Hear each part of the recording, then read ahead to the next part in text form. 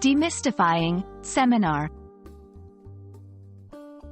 Hello, wonderful learners.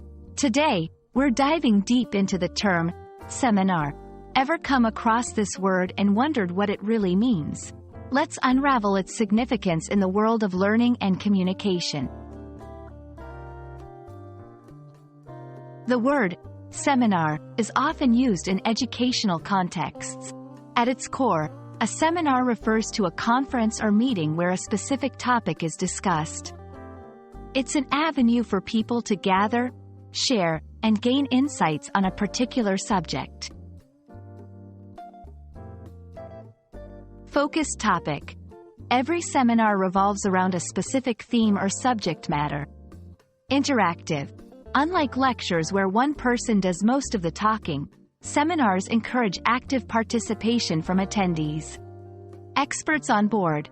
Seminars often have an expert or a group of experts who share their knowledge with the attendees. Limited attendance. Usually, seminars are more intimate, meaning there might be a limited number of attendees to ensure active participation and discussion.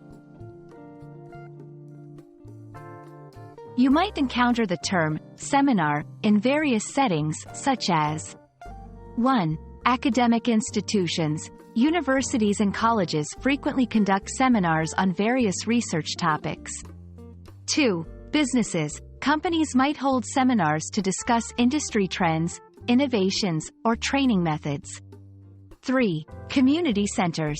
Local communities often hold seminars on topics of interest to their members.